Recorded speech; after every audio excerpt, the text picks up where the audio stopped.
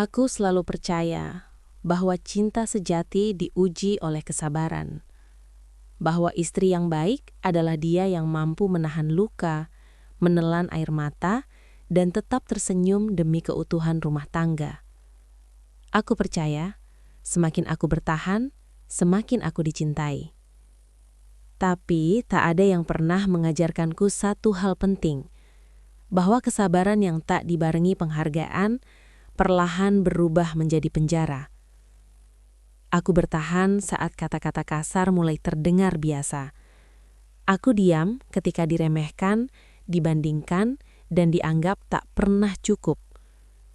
Aku menutup mata saat perhatiannya menghilang dan menyalahkan diriku sendiri setiap kali ia berubah dingin.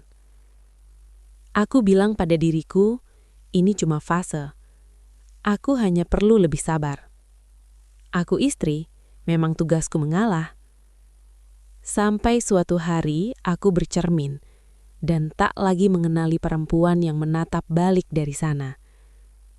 Matanya lelah, senyumnya palsu, dan hatinya penuh luka yang tak pernah disembuhkan. Disitulah aku sadar, aku tak hanya kehilangan cinta, aku telah kehilangan harga diriku sendiri. Dan kisah ini bukan tentang istri yang menyerah, melainkan tentang perempuan yang akhirnya berani memilih dirinya sendiri. Halo sahabat semua, terima kasih sudah meluangkan waktu untuk hadir dan mendengarkan cerita ini. Kisah yang akan kalian dengar bukan sekadar rangkaian kata, melainkan potongan kehidupan yang mungkin sangat dekat dengan realita banyak orang. Tentang cinta, pengorbanan, dan luka yang sering tersembunyi di balik kata sabar. Channel ini dibuat sebagai ruang berbagi, ruang untuk mereka yang pernah diam saat terluka, bertahan saat lelah, dan merasa sendirian dalam hubungan yang seharusnya menjadi tempat paling aman. Di sini, kita belajar bersama, bukan untuk menghakimi, tapi untuk memahami dan mengambil pelajaran hidup. Sebelum kita masuk lebih dalam, yuk kita ramaikan dulu kolom komentarnya, serta jangan lupa untuk klik tombol like, subscribe, dan aktifkan loncengnya, agar sahabat Fafa tidak ketinggalan cerita-cerita seru lainnya. Dukungan dari sahabat sangat membantu channel ini untuk terus berkembang dan menyajikan cerita-cerita menarik lainnya. Dan seperti biasa, Fafa mau absen nih. Coba tulis nama sahabat, asal kota, dan ketik kata hadir di kolom komentar bawah. Fafa pengen tahu sahabat setia Fafa dari kota mana saja. Sudah siap sahabat? Sekarang mari kita masuk ke cerita yang mungkin akan membuat kita merenung tentang pilihan antara cinta dan harga diri. Jika aku menoleh ke masa lalu, aku masih bisa merasakan betapa hangatnya hari-hari awal itu. Hari-hari ketika cinta terasa sederhana, tulus, dan seolah tak mungkin berubah menjadi luka. Hari-hari ketika aku yakin, sepenuh hati, bahwa aku telah menemukan lelaki yang akan menjagaku seumur hidup. Aku bertemu dengannya bukan dalam kisah yang mewah. Tidak ada restoran mahal, tidak ada janji berlebihan. Hanya percakapan sederhana, tawa kecil, dan perhatian yang terasa jujur. Ia mendengarkan ceritaku, menatap mataku saat aku bicara, dan membuatku merasa dipilih. Saat itu aku merasa istimewa. Ia sering berkata bahwa aku berbeda, bahwa aku bukan hanya perempuan yang cantik, tapi juga hangat. Katanya, aku adalah tempat pulang setelah dunia memperlakukannya dengan kejam. Setiap kata itu menempel di hatiku, menguatkan keyakinanku bahwa cintanya nyata. Aku jatuh cinta bukan hanya pada dirinya, tetapi pada versi diriku saat bersamanya. Aku merasa lebih berani, lebih percaya diri, dan lebih berarti. Ketika ia melamarku, Aku menangis. Bukan karena ragu, tapi karena terlalu yakin. Aku percaya bahwa Tuhan menghadiahkanku pasangan yang tepat. Seseorang yang akan menggenggam tanganku bukan hanya saat aku bahagia, tetapi juga saat aku lemah dan rapuh. Pernikahan kami sederhana, namun penuh harap. Aku melangkah ke pelaminan dengan doa di hati, berjanji pada diri sendiri untuk menjadi istri yang setia, istri yang sabar, istri yang selalu mendahulukan keluarga di atas segalanya. Sejak awal, aku sudah bertekad untuk mengalah, bukan karena dipaksa, tapi karena aku ingin. Aku percaya cinta membutuhkan pengorbanan, dan aku siap memberikan itu. Di bulan-bulan pertama pernikahan, hidup terasa seperti mimpi.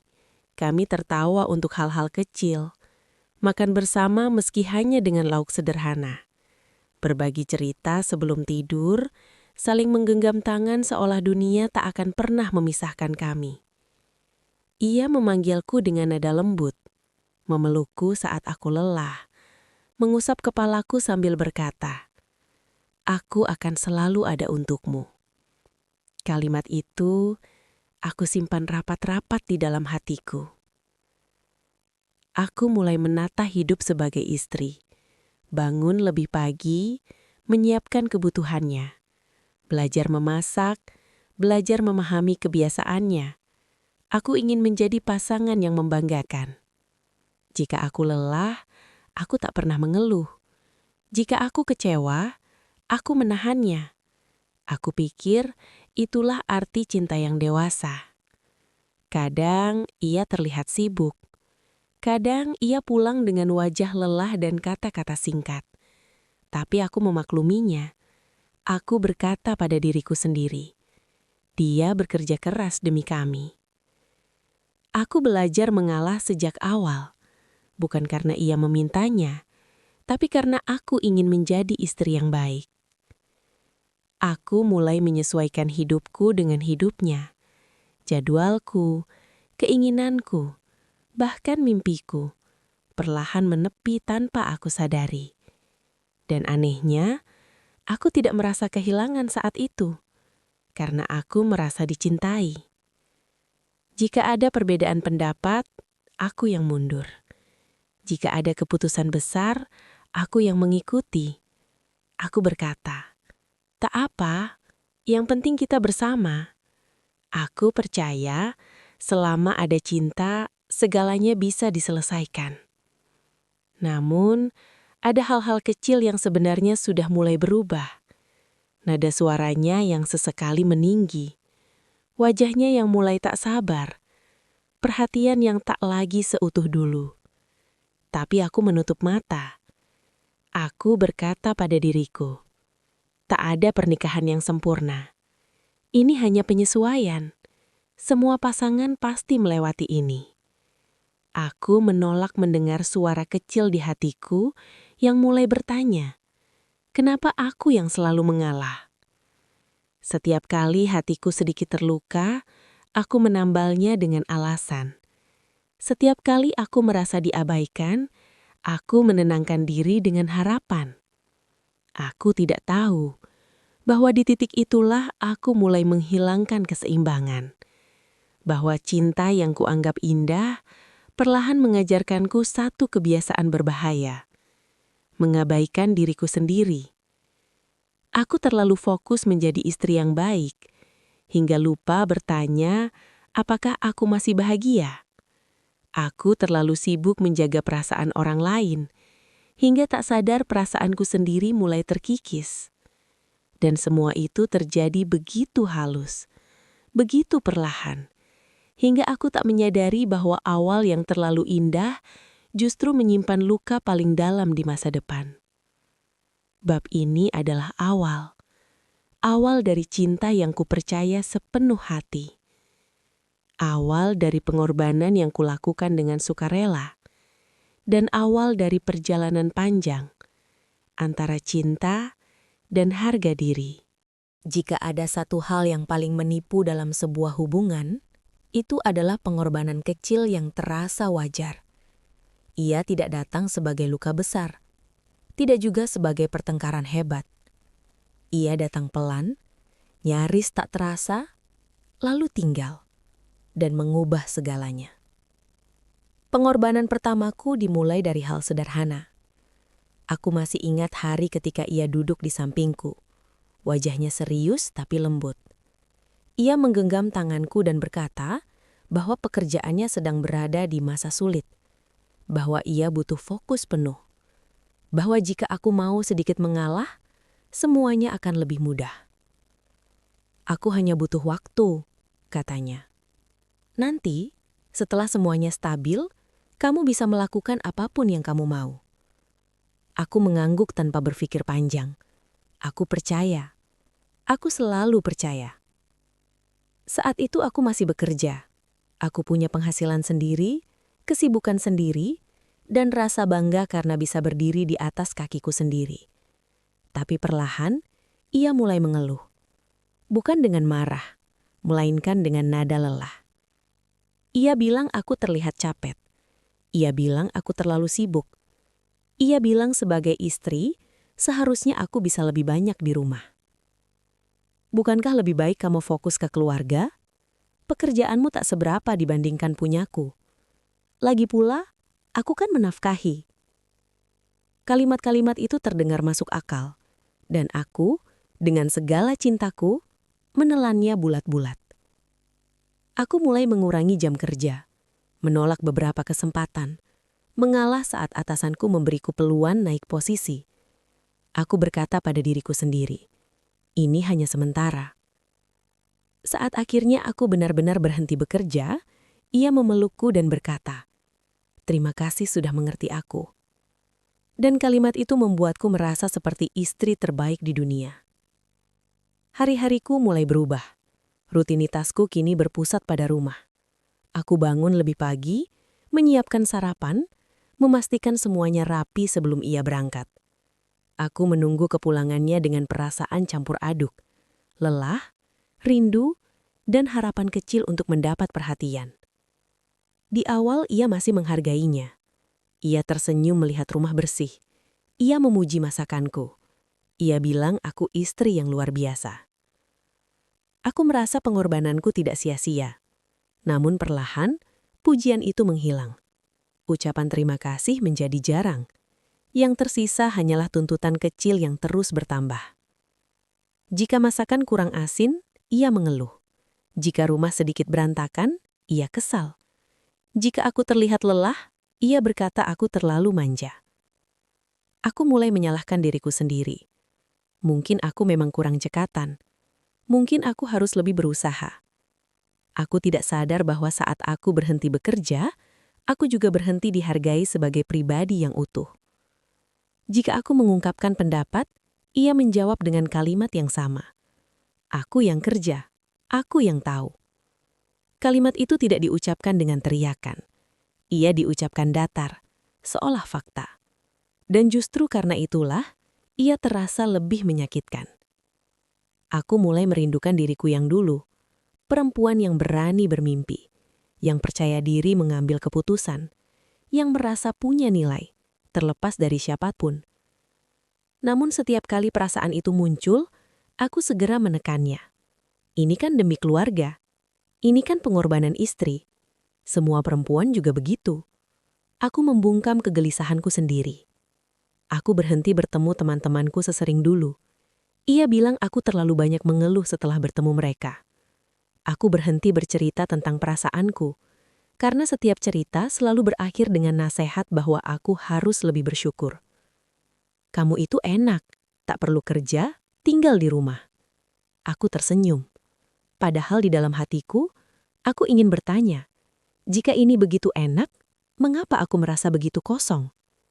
Aku mulai hidup dalam peran istri yang harus selalu mengerti, peran perempuan yang tak boleh terlalu banyak meminta, peran yang membuatku lupa bahwa aku juga punya kebutuhan. Pengorbanan pertamaku tidak pernah diumumkan, tidak pernah dirayakan, tidak pernah diakui sebagai sesuatu yang besar. ia hanya menjadi kebiasaan. Dan kebiasaan itulah yang pelan-pelan menggeser posisi kami. Dari 2 orang yang berjalan berdampingan, menjadi satu yang berjalan di depan, dan satu lagi yang mengikuti dari belakang. Aku masih mencintainya.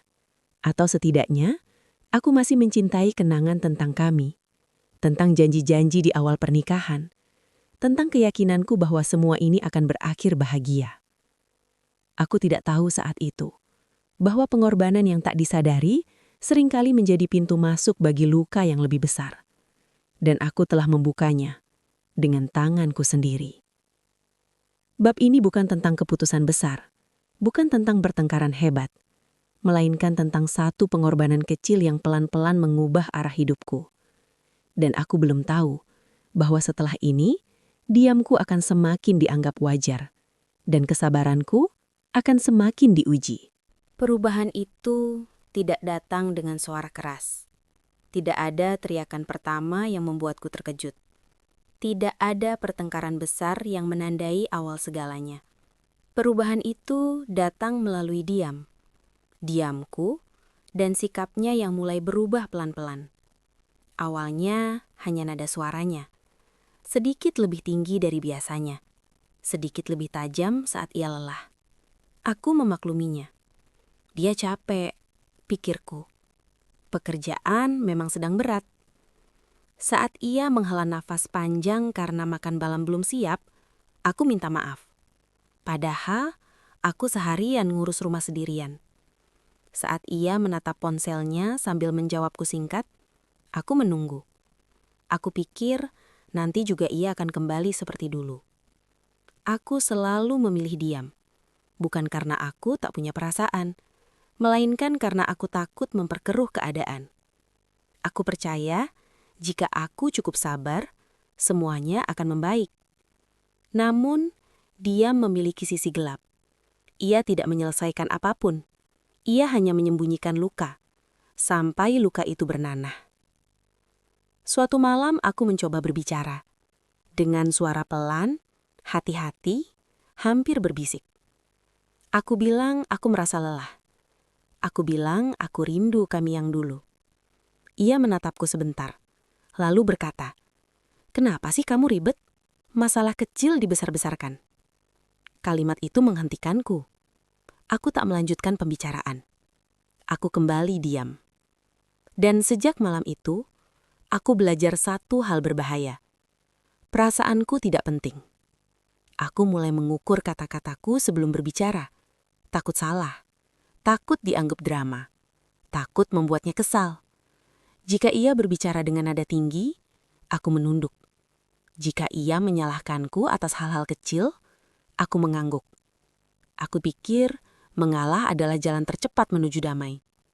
Tapi yang terjadi justru sebaliknya. Ia mulai terbiasa berbicara tanpa mempertimbangkan perasaanku. Kalimat-kalimat kecil mulai muncul. "Kamu kok makin lamban? Ngurus rumah aja nggak becus. Makanya jangan baper." Kalimat-kalimat itu tidak diucapkan sambil marah-marah. Justru sering diucapkan sambil tertawa kecil, seolah itu candaan. Dan karena aku diam, ia menganggap itu tidak apa-apa. Aku mulai ragu pada diriku sendiri. Apakah aku memang terlalu sensitif? Apakah aku terlalu lemah? Setiap kali aku ingin membela diri, aku teringat ucapannya. Jangan bikin masalah. Aku menelan semuanya sendirian. Hari-hari berlalu, dan aku mulai hidup dalam kewaspadaan. Aku memperhatikan ekspresinya, nada suaranya, langkah kakinya saat pulang. Jika ia terlihat lelah, aku berusaha menghilang. Jika ia terlihat kesal, aku menjadi sependiam mungkin. Rumah yang dulu terasa hangat, kini terasa seperti ruang tunggu. Tempatku menunggu suasana hatinya membaik. Aku jarang tertawa, bukan karena tak ingin, tapi karena takut.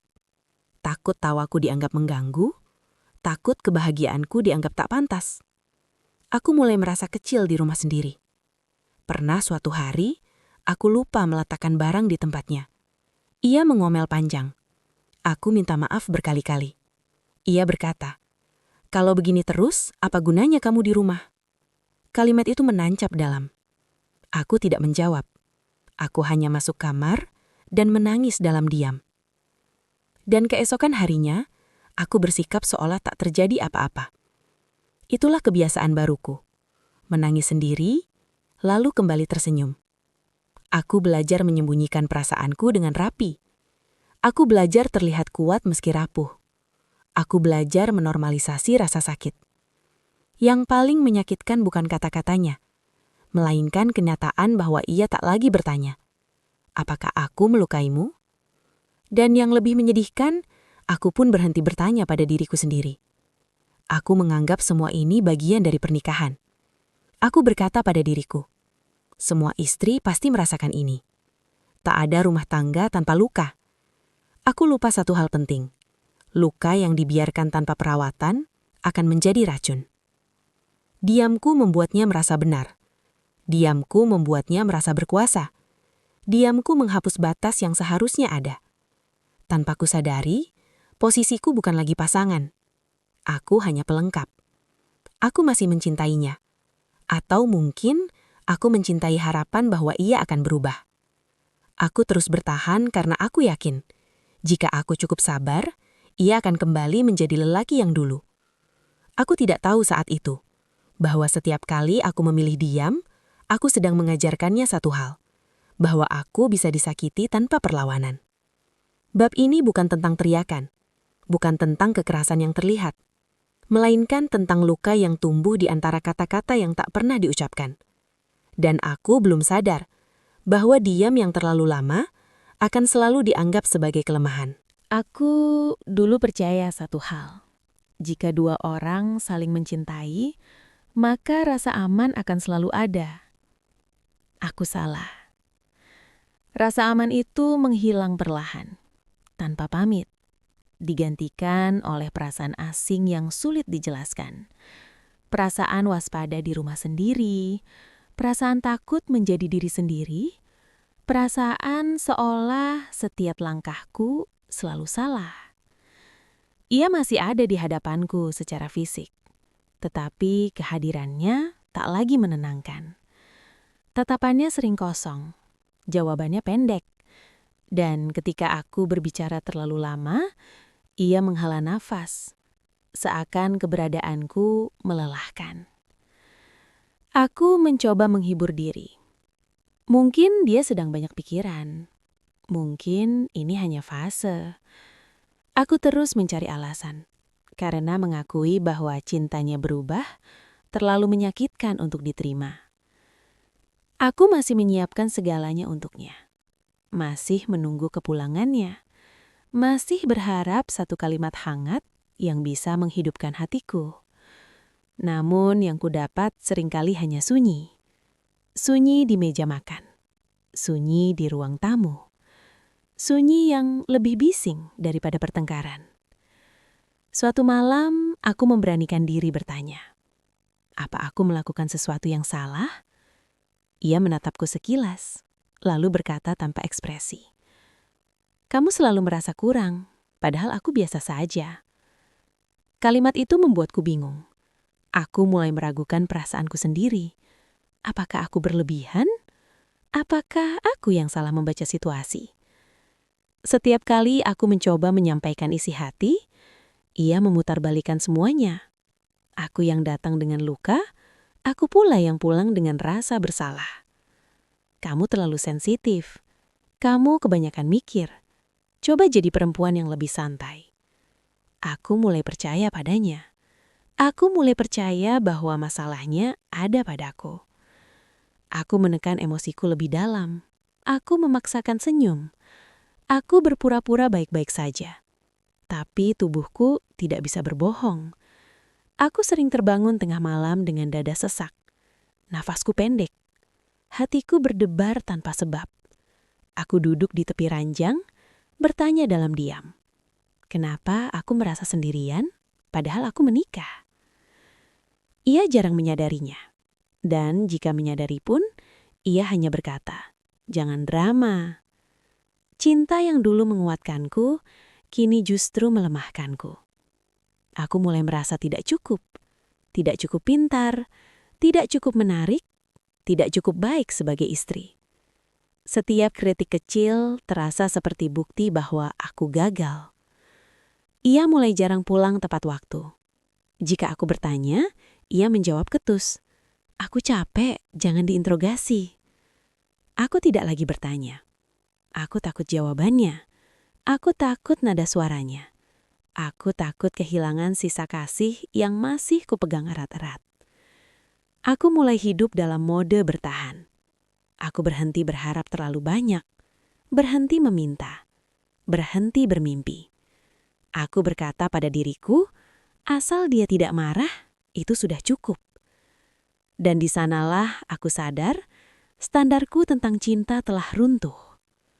Aku mengingat diriku yang dulu, perempuan yang berani, yang punya suara, yang tahu apa yang ia layak bapatkan. Sekarang aku bahkan takut berkata, aku lelah. Suatu hari, aku menangis tanpa suara di dapur.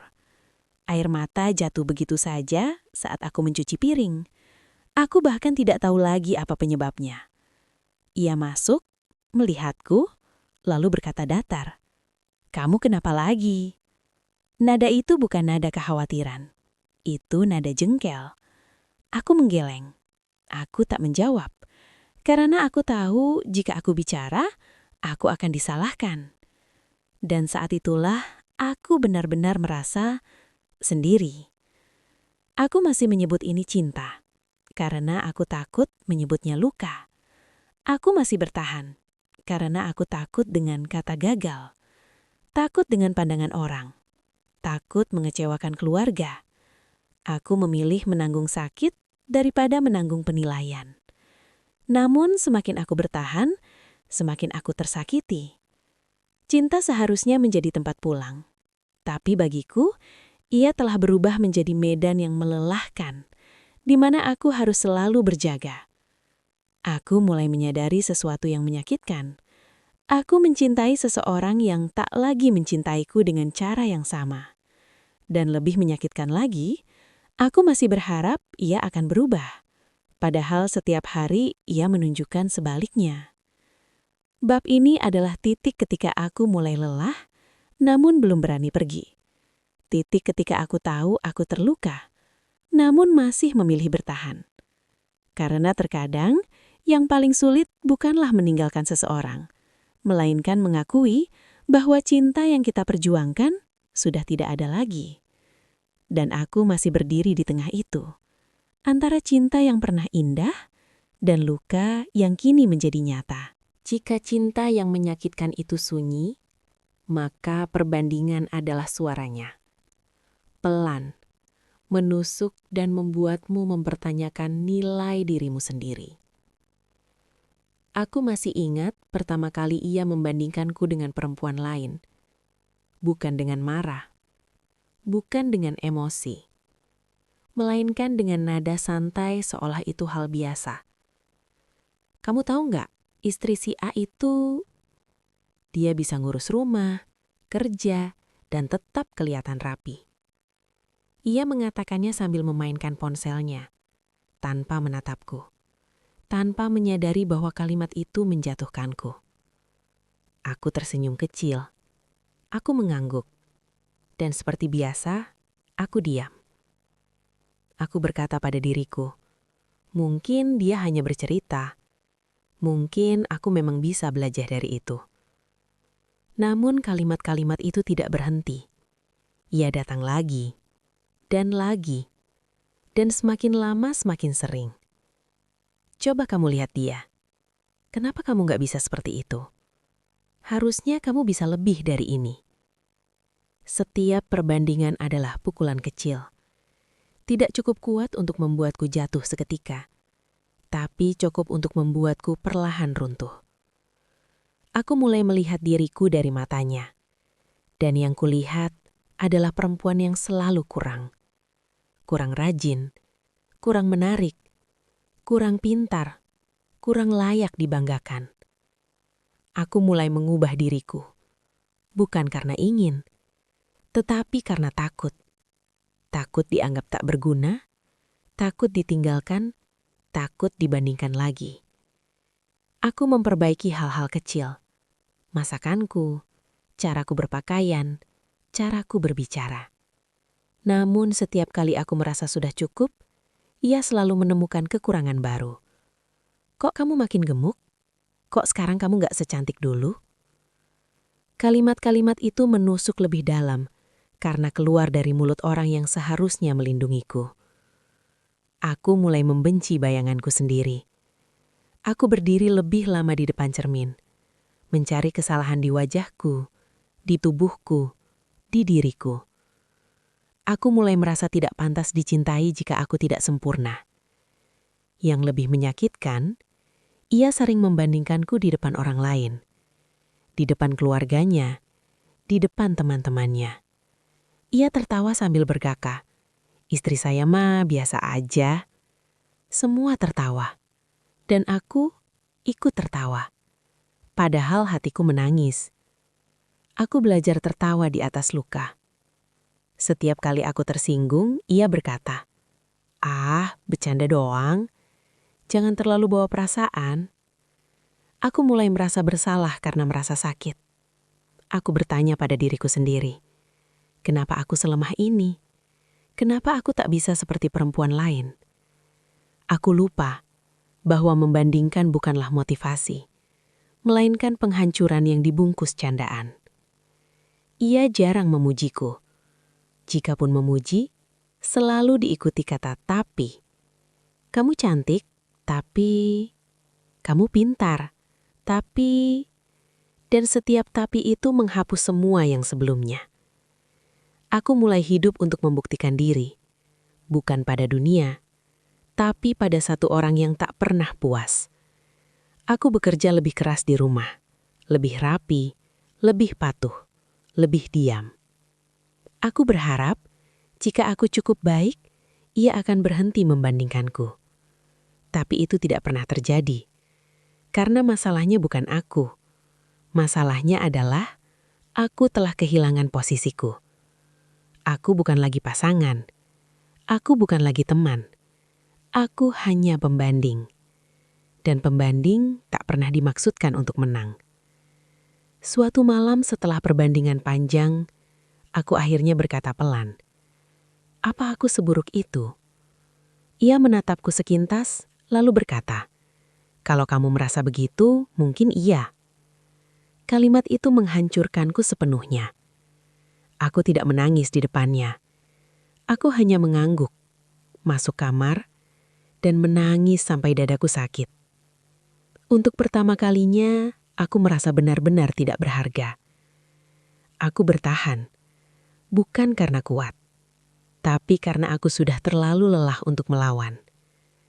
Aku takut jika aku pergi, aku tak akan pernah cukup bagi siapapun. Aku tidak sadar bahwa ketakutan itu adalah hasil dari luka yang terus dipupuk. Bab ini bukan tentang cemburu, bukan tentang orang ketiga, melainkan tentang perbandingan yang perlahan menghapus identitasku. Dan di titik ini, aku hampir lupa siapa diriku sebelum semua ini terjadi. Jika ada satu alasan yang paling sering kugunakan untuk bertahan, itu bukan cinta, bukan harapan, melainkan keluarga. Aku bertahan demi anak-anakku, demi orang tuaku, demi nama baik yang harus dijaga, dan demi ketakutan akan penilaian orang lain. Aku mulai membangun kebohongan kecil, bukan untuk menipu dunia, tapi untuk melindungi diriku dari pertanyaan-pertanyaan yang tak sanggup kujawab. "Rumah tanggamu baik-baik saja, kan?" Aku tersenyum. Alhamdulillah, tak ada yang tahu bahwa senyum itu seringkali kupelajari di depan cermin, agar terlihat meyakinkan. Jika keluargaku bertanya mengapa aku terlihat kurus, aku bilang aku sedang diet. Jika mereka bertanya mengapa aku jarang tertawa, aku bilang aku lelah. Tak seorang pun tahu bahwa aku menangis hampir setiap malam. Anak-anakku menjadi alasan terkuatku. Aku menatap wajah mereka saat tidur dan bertanya dalam hati, apakah aku egois jika aku pergi? Aku takut mereka tumbuh tanpa figur ayah. Aku takut mereka menyalahkanku suatu hari nanti. Aku takut mereka mendengar cerita buruk tentang ibunya. Aku rela menanggung sakit, asal mereka tetap punya keluarga yang utuh. Atau setidaknya, terlihat utuh dari luar. Setiap kali aku ingin menyerah, aku teringat ucapan ibuku. Perempuan itu harus kuat. Rumah tangga itu memang berat. Jangan gampang pulang. Kalimat-kalimat itu tertanam kuat. Aku tidak tahu apakah itu nasihat atau beban yang diwariskan turun-temurun. Aku melihat perempuan-perempuan di sekitarku. Mereka juga bertahan. Mereka juga diam. Mereka juga tersenyum, meski hatinya remuk. Dan aku bertanya, jika mereka bisa, kenapa aku tidak? Tekanan itu datang dari mana-mana. Dari keluarga, dari lingkungan, dari bisikan yang mengatakan bahwa perempuan yang pergi adalah perempuan yang gagal. Aku takut label itu. Aku takut disebut tidak sabar, tidak tahu diri, tidak tahu berterima kasih. Aku takut dianggap merusak keluarga.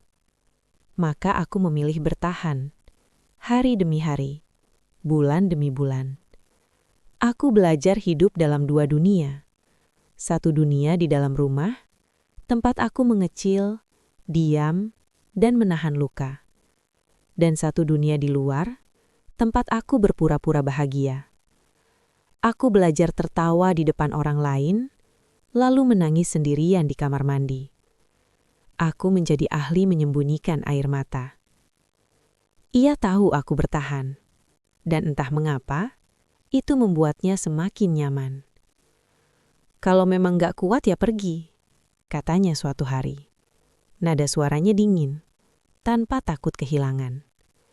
Dan kalimat itu membuatku sadar. Ia tahu aku tidak akan pergi. Bukan karena cinta padanya, tetapi karena aku terlalu memikirkan orang lain. Aku mulai merasa seperti tawanan dari keputusanku sendiri. Aku sering berdoa dalam sunyi. Bukan meminta kebahagiaan, melainkan kekuatan untuk bertahan satu hari lagi. Ya Tuhan, aku lelah. Namun setiap pagi, aku tetap bangun, menyiapkan sarapan, mengantar anak, menjalani peran seolah-olah semuanya baik-baik saja. Aku menunda diriku sendiri, menunda kebahagiaan, menunda keberanian. Aku berkata, nanti saja. Nanti kalau anak-anak besar. Nanti kalau keadaan lebih baik. Tanpa sadar, aku menunda hidupku sendiri. Ada hari-hari ketika aku merasa mati rasa. Tidak sedih, tidak bahagia. Hanya kosong. Dan mungkin itulah bagian paling menakutkan dari semuanya. Aku bukan hanya terluka. Aku mulai menghilangkan perasaan. Aku bertahan bukan karena kuat, tetapi karena aku takut. Takut pada omongan, takut pada perubahan, takut pada ketidakpastian. Namun di dalam diriku, ada suara kecil yang mulai berani berbicara. Berapa lama lagi kamu sanggup? Apakah ini hidup yang kamu inginkan? Aku menepis suara itu. Aku belum siap mendengarnya. Bab ini bukan tentang pengorbanan yang indah. Ini tentang bertahan yang melelahkan. Tentang perempuan yang menaruh dirinya paling terakhir demi semua orang, kecuali dirinya sendiri. Dan aku belum tahu bahwa bertahan terlalu lama akan membawaku pada satu titik, di mana aku tak punya pilihan lain selain menghadapi kebenaran. Suatu malam yang dingin, aku duduk sendiri di ruang tamu. Lampu remang-remang dari luar jendela menembus kaca, menyisakan bayangan panjang di lantai kayu. Aku menatap jam di dinding. Pukul 11 malam. Dan rumah ini sunyi, seperti menunggu sesuatu yang tak pernah datang. Aku mendengar langkahnya di tangga. Suara sepatu menggesek lantai. Dan perasaan familiar muncul. Takut. Ia masuk ke ruang tamu tanpa senyum. menaruh jasnya di sofa, duduk, dan memandangku dengan mata yang dingin, tanpa kehangatan. Aku menahan nafas. Ada ketegangan di udara, seperti badai yang akan pecah, tetapi aku tidak tahu apakah ini tentang aku, rumah, atau dirinya sendiri. Tanpa basa-basi, ia berkata pelan, "Kalau kamu gak sanggup, pintu selalu terbuka." Kalimat itu menghantamku lebih keras daripada semua kata-kata kasar sebelumnya. Bukan karena ia marah, tapi karena kata-kata itu diucapkan seolah aku memang tak berarti. Seolah aku bisa dihapus begitu saja dari hidupnya tanpa penyesalan. Aku menatapnya, kaget, dan seketika rasa sakit itu membanjiri seluruh tubuhku. Jantungku berdetak kencang, mulutku kering. Aku ingin menangis, tapi air mata terasa tak cukup untuk menahan kehancuran ini. Beberapa detik hening. Aku mencoba merangkai kata, tapi suara hatiku berbisik. Kamu sudah terlalu lama diam. Kamu terlalu lama mengalah. Sekarang, kamu harus memilih. Dan di saat itu juga aku menyadari sesuatu yang menyakitkan. Selama ini, aku bertahan bukan untuk diriku sendiri. Bukan karena bahagia. Bukan karena cinta yang menenangkan. Melainkan takut, karena tanggung jawab, karena omongan orang lain.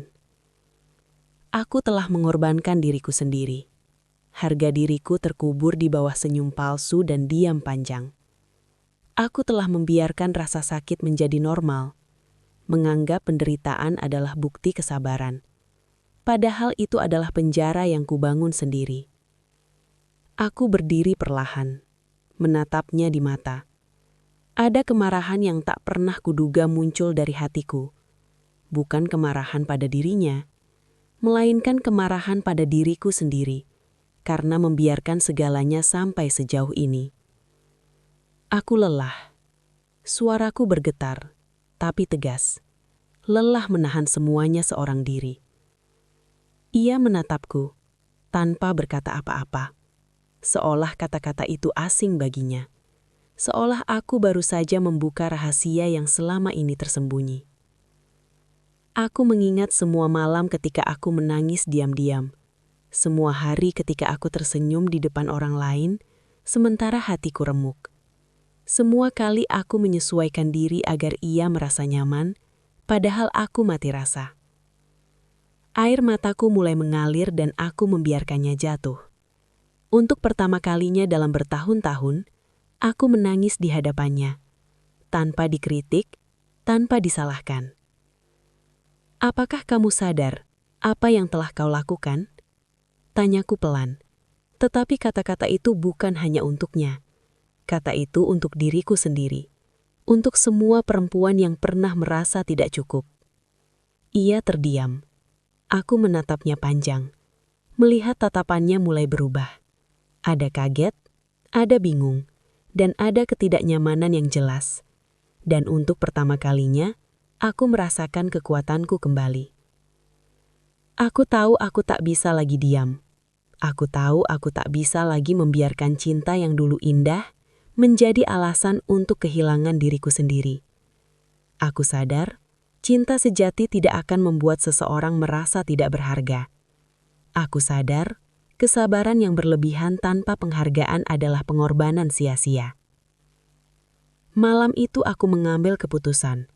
Bukan keputusan impulsif, bukan keputusan karena marah, tapi keputusan yang lahir dari kesadaran. Aku berhak dihargai. Aku berhak dicintai dengan layak. Aku berhak memilih diriku sendiri. Aku mulai berbicara lantang, menegaskan batas-batas yang selama ini diabaikan. Aku bukan boneka yang bisa kau gerakan sesuka hati. Aku bukan pelengkap rumah tangga. Aku manusia. Dan manusia punya harga diri. Ia coba membela diri, coba membungkam aku, tapi aku sudah berbeda malam itu. Suara kecil yang selama ini kupendam, suara yang selalu kubungkam demi ketenangan semu, akhirnya terdengar. Aku menyadari, Aku tak boleh lagi menunggu orang lain mengubah perilakunya. Aku harus mengubah hidupku sendiri. Aku harus menentukan apa yang pantas untukku dan apa yang tak akan kutoleransi lagi. Malam itu aku menangis lagi, tapi kali ini bukan karena takut atau lelah. Aku menangis karena aku bangkit, karena aku melihat diriku yang dulu, perempuan yang percaya diri, berani, dan berharga. Perempuan yang hilang di balik diam dan pengorbanan yang tidak dihargai. Aku tahu, jalan ke depan tak mudah. Aku tahu akan ada pertentangan, rasa sakit baru dan keputusan sulit. Tapi aku siap, karena aku akhirnya menyadari, bertahan bukan selalu tanda kesetiaan. Kadang, melepaskan adalah bentuk keberanian yang paling jujur. Dan malam itu menjadi titik balik. Titik di mana aku berhenti menjadi bayangan dirinya dan mulai menjadi diriku sendiri. Aku menatap anak-anakku yang sedang tidur di kamar sebelah dan berjanji pada diri sendiri. Aku akan tetap ada untuk mereka, tapi tidak dengan harga diriku sendiri. Dan aku sadar, untuk pertama kalinya dalam bertahun-tahun, aku bernafas dengan lega. Bukan lega karena masalah selesai, tapi lega karena aku menemukan diriku lagi. Aku tahu, esok hari akan sulit. Hari-hari setelahnya akan penuh tantangan. Tapi malam itu aku menang. Aku menang karena aku memilih diriku sendiri. Bukan lagi takut, bukan lagi diam. Dan saat itulah, aku tahu, hidupku akan berubah. Bukan karena orang lain mengubahnya, tapi karena aku berani mengambil kendali. Pagi itu berbeda. Udara terasa lebih berat, tetapi ada sesuatu yang membara di dalam diriku. Sebelumnya, aku selalu bangun dengan rasa takut. Takut pada kata-kata, takut pada tatapannya, takut pada omongan orang, takut kehilangan segalanya. Namun pagi itu, ada sesuatu yang berubah. Ada kesadaran yang tak bisa kupendam lagi. Cukup sudah. Aku tidak bisa terus-menerus menelan rasa sakit demi orang yang tidak tahu menghargai. Aku duduk di tepi tempat tidur, menatap secangkir kopi yang mengepul, dan merasakan jantungku berdetak lebih cepat dari biasanya. Bukan karena takut, tapi karena keberanian yang baru lahir di dalam hatiku. Aku ingat semua malam aku menangis sendirian. Semua air mata yang jatuh di dapur, di kamar mandi, di kamar tidur yang sunyi. Semua kata-kata yang kubungkam agar rumah tetap damai. Semua luka yang kubawa sendiri, tanpa seorang pun tahu betapa remuk hatiku. Aku menarik nafas dalam-dalam. Tidak lagi, bisikku pada diri sendiri. Tidak lagi aku akan membiarkan cinta yang dulu indah menjadi alasan kehilangan harga diriku. Keputusan itu bukanlah spontan.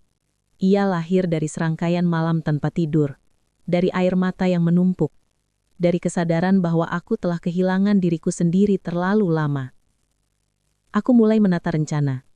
Aku harus berbicara dengan jelas. Aku harus tegas. Aku harus memutuskan batas. Aku tidak boleh lagi membiarkan rasa takut mengendalikan hidupku. Saat ia masuk ke ruang tamu, aku sudah menunggu. Tatap matanya masih sama dinginnya. Namun kali ini, aku menatap balik. Tidak menunduk, tidak takut. Aku merasakan adrenalin mengalir. Tetapi hatiku tenang. Ini pertama kalinya setelah bertahun-tahun, aku merasa kuat di dalam ketenangan. Aku sudah cukup lama menahan semuanya. Aku sudah cukup lama mengalah demi orang lain, demi rumah tangga yang seolah baik-baik saja, demi anak-anak yang aku cintai. Tapi aku tidak akan lagi membiarkan diriku tersakiti seperti ini. Ia terdiam, tidak mengucapkan sepatah kata pun. Seolah baru menyadari bahwa perempuan yang selama ini diam, ternyata punya suara. Aku mencintai anak-anakku, dan aku selalu ingin mereka bahagia. Tapi aku juga manusia. Aku punya harga diri. Aku punya perasaan. Aku berhak dicintai dengan cara yang menghargai diriku. Air mataku mulai mengalir lagi, tetapi kali ini berbeda. Bukan karena takut atau lelah. Bukan karena menyerah. Tetapi karena aku membebaskan diriku sendiri dari belenggu yang selama ini menahanku. Aku melanjutkan. Setiap kata yang menyakitkan, setiap perbandingan, setiap penghinaan yang diam-diam aku telan, sudah cukup. Aku tidak akan menanggungnya lagi. Ia mulai tersentak, mencari kata-kata untuk membela diri. Namun aku tidak memberinya kesempatan. Aku tahu, ini bukan tentang siapa yang benar atau salah. Ini tentang aku, dan keberanianku untuk menentukan hidupku sendiri. Aku tahu keputusan ini menyakitkan, tidak hanya untukku, tetapi juga untuknya. Aku tidak ingin menyakiti siapapun. Tapi menyakiti diri sendiri selama bertahun-tahun, itu jauh lebih menyakitkan. Aku berdiri, menarik nafas panjang, dan berkata dengan suara yang mantap. Aku butuh ruang untuk diriku sendiri. Aku akan melangkah keluar dari hubungan ini, bukan karena aku menghina, tetapi karena aku harus mencintai diriku sendiri lebih dulu. Ia terdiam, tidak percaya. Ia mencoba menahan, mencoba merayu, mencoba mengalihkan perhatian dengan kata-kata manis yang dulu begitu ampuh. Namun kali ini, aku berbeda. Aku menggeleng, menatapnya dalam-dalam. Tidak ada lagi kompromi. Tidak ada lagi janji yang menipu. Aku memilih diriku sendiri. Aku memilih harga diriku. Rasa sakit menyelimuti, karena keputusan ini berarti meninggalkan kenyamanan lama, meski itu hanya ilusi. Meninggalkan rumah yang selama ini kusebut rumah, meski rumah itu membuat hatiku remuk. Meninggalkan orang yang dulu kucintai sepenuh hati, meski cintanya kini tak lagi menguatkanku. Tapi di tengah rasa sakit itu, aku merasakan satu hal yang belum pernah kurasakan selama bertahun-tahun. Kebebasan. Bebas dari ketakutan, bebas dari pengabaian, bebas dari tekanan yang tak terlihat tapi membunuh perlahan. Aku mulai menata langkah, memikirkan anak-anakku, memikirkan masa depan, memikirkan siapa aku di luar bayangan orang lain. Keputusan ini tidak mudah. Aku tahu akan ada pertentangan, ada air mata, ada ketidakpastian. Namun aku sadar, menunda lebih lama hanya akan menambah luka. Aku mengingat kata-kata ibuku, yang dulu terdengar keras. Perempuan harus kuat. Tapi kini, aku menyadari makna sebenarnya. Perempuan harus cukup kuat untuk mencintai dirinya sendiri sebelum mencintai orang lain. Aku menatap cermin, melihat wajahku yang lelah, mata yang merah, namun ada cahaya yang berbeda. Cahaya itu adalah keberanian. Cahaya itu adalah tekad. Cahaya itu adalah diriku yang dulu hilang, tapi kini kembali. Aku tahu, jalan di depan masih panjang dan berat. Aku tahu, akan ada kritik, akan ada penolakan, akan ada rasa bersalah. Namun aku juga tahu satu hal, tidak ada harga diri yang bisa kembali jika aku terus menahan diri dalam hubungan yang merusak. Dan di pagi itu, dengan mata yang masih basah oleh air mata, aku melangkah pertama kalinya sebagai perempuan yang memilih hidupnya sendiri. Bukan hidup yang mudah, bukan hidup yang sempurna, tetapi hidup yang nyata. Hidup yang menghargai dirinya, hidup yang bebas dari rasa takut, pengorbanan tak dihargai, dan cinta yang menyakitkan. Aku tahu, keputusan ini menyakitkan. Tetapi kadang, untuk menemukan kebahagiaan sejati, kita harus berani merasa sakit. Kita harus berani melepaskan, dan kita harus berani mencintai diri sendiri lebih dari siapapun. Momen itu adalah awal kebangkitan. Awal dari diriku yang baru. Dan aku tahu, tidak ada lagi jalan kembali ke perempuan yang diam terlalu lama. Aku telah memilih, dan aku akan menjalani pilihan itu. Dengan air mata, dengan keberanian, dan dengan hati yang perlahan memulih. Pagi itu, udara terasa berbeda. Tidak lagi berat, penuh ketakutan dan tekanan. Tetapi ringan, meski hati masih bergetar karena luka yang belum sembuh. Aku bangun dengan rasa lega yang aneh. Seperti menapaki dunia baru setelah lama terpenjara. Langkah pertamaku keluar dari rumah itu bukanlah kemenangan instan. Aku berjalan pelan, menyentuh dinding seolah ingin memastikan dunia nyata masih ada. Setiap langkah seperti menegaskan satu hal. Aku masih hidup. Aku masih punya hak untuk bahagia. Dan aku masih bisa memilih diriku sendiri. Hari-hari pertama membangun hidup baru penuh kebingungan dan ketakutan. Aku harus belajar menata kembali rutinitas yang selama ini hanya ada demi orang lain. Aku harus mengingatkan diriku untuk makan, tidur, dan menjaga diri sendiri, bukan hanya rumah. Aku harus belajar mengatakan "aku ingin" tanpa rasa bersalah, sesuatu yang hampir terlupakan selama bertahun-tahun. Anak-anakku menjadi alasan terkuat untuk tetap tegar. Mereka tidak mengerti sepenuhnya apa yang terjadi. Mereka hanya tahu bahwa ibunya lebih tenang, meski mata masih menyimpan luka yang tak terlihat. Aku berjanji pada diri sendiri untuk tetap ada bagi mereka. Tetapi kali ini, bukan sebagai istri yang menunggu persetujuan atau pengakuan, tetapi sebagai ibu yang utuh, yang punya suara dan hati yang bebas. Awal membangun hidup baru tidak mudah. Orang-orang di sekitarku mempertanyakan keputusan itu. Kenapa meninggalkan rumah tangga? Bagaimana dengan anak-anak? Apakah ini tidak egois? Semua pertanyaan itu menusuk, tetapi aku belajar untuk tidak menanggapinya sebagai serangan. Aku belajar untuk berkata, aku memilih hidupku, aku memilih bahagia, aku memilih diriku sendiri. Ada rasa takut kehilangan, takut dijauhi, takut dinilai. Tapi ada juga rasa bangga, seolah aku menemukan kembali diriku yang hilang selama bertahun-tahun. Aku mulai merasakan kebebasan kecil yang dulu terasa mustahil. Memilih apa yang ingin kupakai tanpa komentar. Memasak apa yang aku suka, bukan yang diinginkan orang lain. Mengatur waktu tanpa harus takut membuatnya marah. Hari-hari itu, aku menangis lebih sedikit. Tapi setiap air mata yang jatuh kini bukan karena takut atau sakit, melainkan sebagai proses penyembuhan, melepaskan semua penyesalan dan rasa bersalah yang menumpuk lama. Aku mulai menata rumah sendiri, bukan rumah mewah, tapi rumah yang terasa aman untukku dan anak-anak.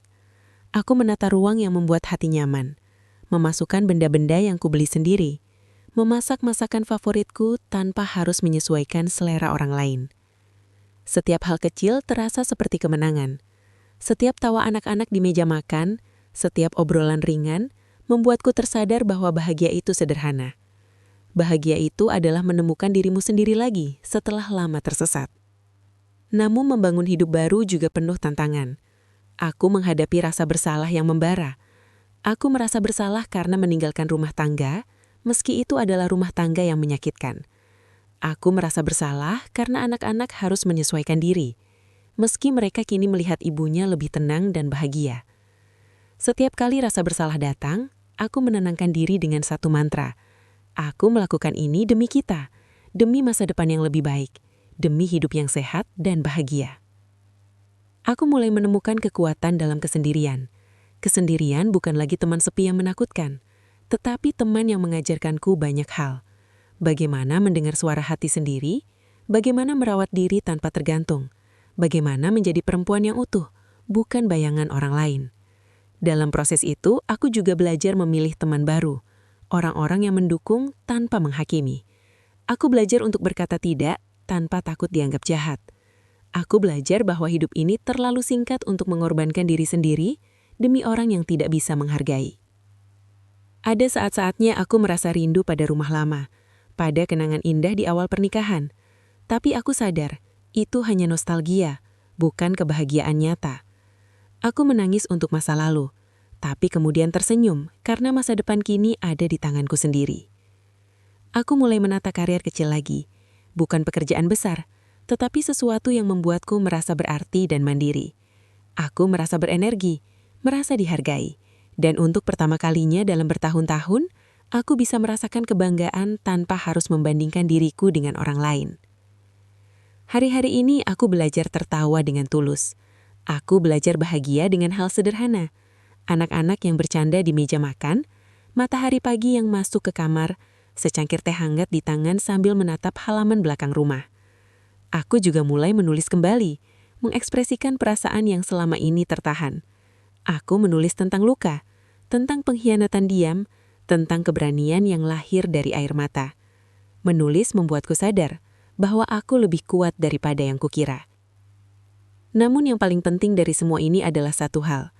Aku belajar mencintai diriku sendiri. Aku belajar bahwa cinta sejati tidak membuatmu merasa tidak berharga.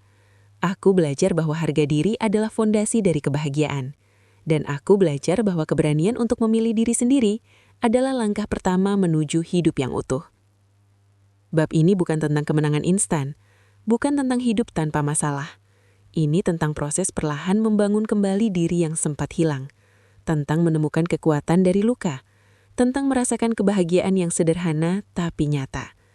Aku menyadari bahwa aku telah melewati badai terbesar dalam hidupku, dan badai itu mengajarkanku satu hal, bahwa tidak ada yang lebih berharga daripada hidup dengan harga diri, bahwa tidak ada yang lebih kuat daripada perempuan yang berani memilih dirinya sendiri, dan bahwa setiap langkah, sekecil apapun, menuju kebebasan adalah kemenangan yang patut dirayakan.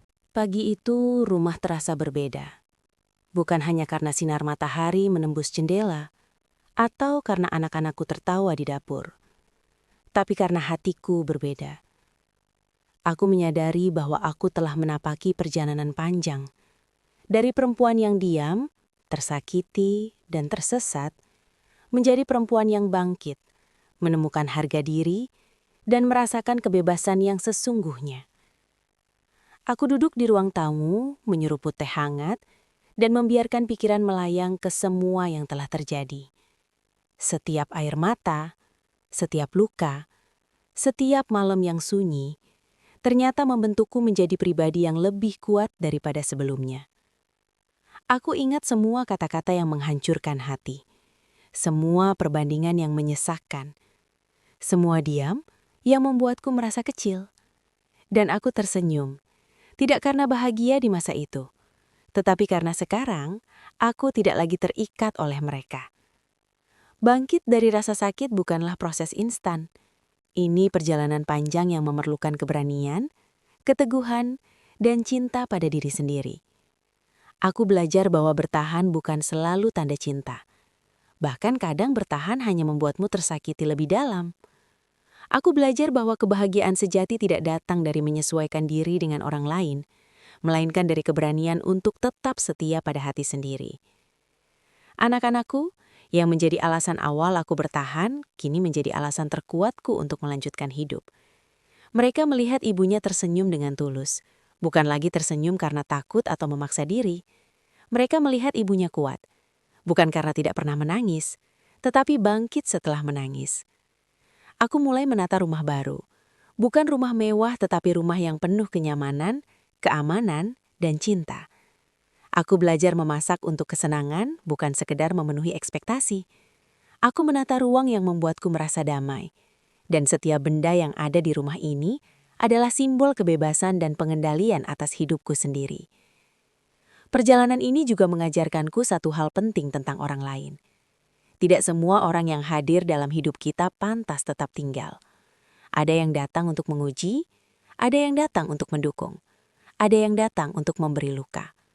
Dan aku belajar untuk memilih siapa yang layak berada di sisiku. Bukan sekedar menerima karena rasa takut atau kebiasaan. Aku belajar bahwa mencintai diri sendiri bukan egois. Mencintai diri sendiri bukan berarti meninggalkan anak atau keluarga. Mencintai diri sendiri berarti memberi contoh bahwa harga diri adalah fondasi kebahagiaan.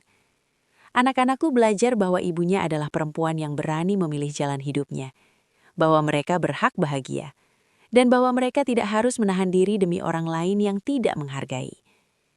Hari-hari ini aku mulai menulis cerita hidupku. Aku menuangkan semua pengalaman, dari luka terdalam hingga kebangkitan yang paling menenangkan hati. Menulis membuatku sadar bahwa aku bukan hanya korban keadaan, tetapi juga pahlawan dalam perjalanan hidupku sendiri. Setiap kata adalah terapi, setiap kalimat adalah kekuatan, dan setiap paragraf adalah bukti bahwa aku bisa melewati semua badai.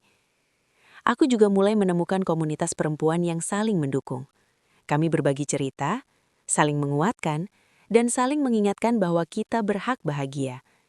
Aku belajar dari mereka, dan mereka belajar dari perjalananku. Kami menjadi pengingat satu sama lain bahwa hidup tidak selalu sempurna. Tetapi keberanian untuk mencintai diri sendiri adalah kunci untuk menemukan kebahagiaan yang nyata. Aku menyadari kebebasan dan harga diri tidak selalu datang dengan mudah. Kadang harus ada rasa sakit, harus ada pengorbanan, Harus ada keberanian untuk menghadapi ketakutan yang paling dalam. Namun setelah semua itu, aku menemukan kedamaian yang sebelumnya tidak pernah kurasakan. Aku juga belajar memaafkan. Bukan untuknya, bukan untuk orang yang pernah menyakitiku, tetapi untuk diriku sendiri. Memaafkan adalah cara membebaskan diri dari penjara masa lalu dan memberi kesempatan pada hati untuk kembali bernafas. Di akhir perjalanan ini, aku menatap anak-anakku dan berjanji akan selalu ada untuk mereka. Bukan sebagai perempuan yang takut atau menyesuaikan diri, tetapi sebagai ibu yang utuh, yang bahagia, yang kuat, dan yang menginspirasi. Aku mengucapkan terima kasih kepada semua yang pernah hadir, yang menyakitiku, yang mendukungku, yang mengajarkanku. Karena mereka semua membentukku menjadi perempuan yang kini berdiri tegak. Dan aku menutup bab ini bukan dengan kesedihan, tetapi dengan rasa syukur, harapan, dan tekad. Hidupku milikku, bahagiaku milikku, dan aku memilih untuk selalu menjadi versi terbaik dari diriku sendiri. Kini aku berdiri di titik di mana segala luka, air mata, dan pengorbanan menjadi pelajaran hidup yang berharga. Aku belajar bahwa bertahan bukan selalu tanda cinta, dan mengalah bukan bukti kesabaran. Terkadang, yang paling berani adalah memilih diri sendiri. Aku memilih untuk mencintai diriku, menghargai harga diriku, dan menata hidupku sesuai dengan kebahagiaan yang sejati. Anak-anakku menjadi sumber kekuatan, dan rumah baru ini bukan sekadar tempat tinggal, tetapi simbol kebebasan dan harapan. Aku ingin semua perempuan yang mendengarkan cerita ini tahu, jangan pernah merasa bersalah karena memilih dirimu sendiri. Hargai dirimu, berani hadapi ketakutan, dan percaya bahwa setiap langkah menuju kebebasan adalah kemenangan yang pantas dirayakan. Terima kasih telah mengikuti perjalanan hidupku. Sampai jumpa di cerita berikutnya. Dan ingatlah selalu, hidupmu milikmu dan kebahagiaanmu layak diperjuangkan.